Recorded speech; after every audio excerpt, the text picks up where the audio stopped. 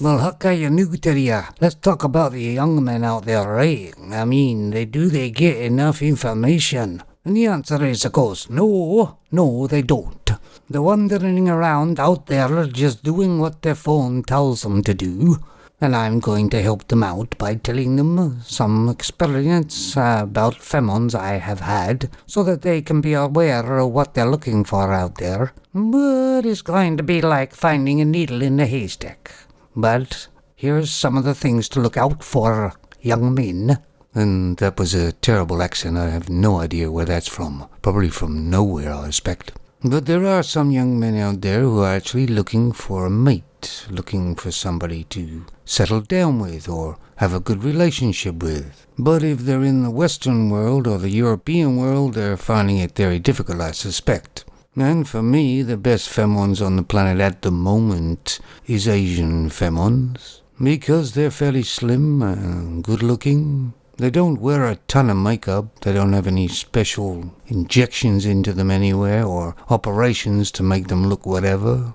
They look pretty good in the morning afterwards as well. Well, I say good, they look similar to what they looked like in the night. Maybe a few bruises.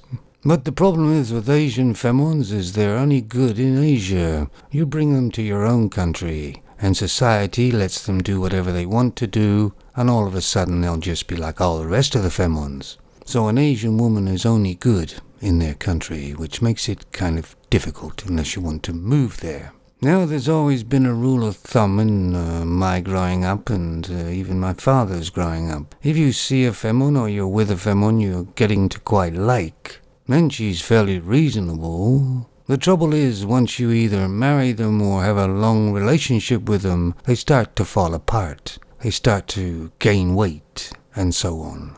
So to gauge how bad this will be, you always take a look at her mother, if you can.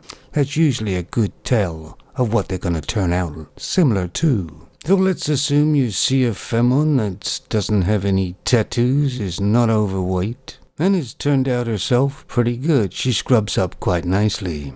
Now, because she looks the way she does, she suspects a lot of attention. So just remember that when you go with her, you have to give her a lot of attention, all the time. Now, most femons want attention a lot anyway, but these ones usually want more. And try and stay away from those femons that pile the makeup on or have these false eyelashes or eyebrows like a clown. And I know a lot of femons have that now because all femons look the same. They have the hive mind. One or two femons do something and then they all do it. They don't even ask why or does it look any better. They just do it. And tats, well, tattoos, yes, it's a trendy thing. You may even be into tattoos yourself. But if a femon has a lot of tattoos, especially all down her arm or her leg or both, she will probably have the modern femon attitude, and that means that you are her slave or a drone for her. Some tattoos is okay, as long as they're not big, large, gaudy ones. It would be good to look for a femon that's reasonably slim, because all femons put weight on over the years. So if you get one that's already quite large, she's just going to get larger. But the biggest sign of all, and the ones you want to really stay clear of, is the ones that dye their hair. And I don't mean the ones that dye their hair their original color, because let's face it, femons are fighting the wall all the time. They dye their hair their original color for the rest of their lives, usually. Until the sensible ones reach a certain age and they just go, oh, fuck it.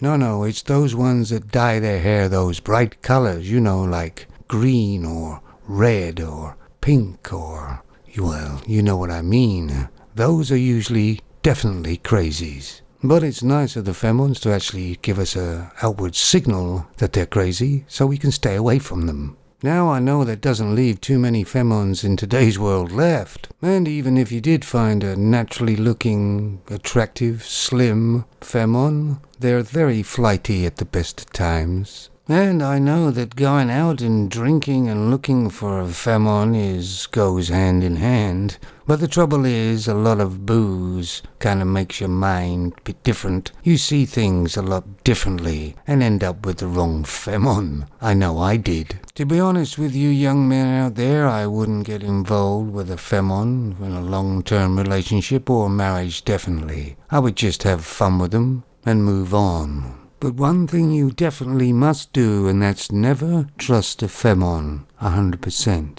Because they're not the same as you and me. We have standards to live by. And if you don't know by now, you will do. They don't. Anyway, that's just a few words of sort of wisdom or whatever you want to call it. And above all, guys, have fun out there, okay? You only go round once, you know. And now it's time for another trip to the fridge. Take it easy, guys.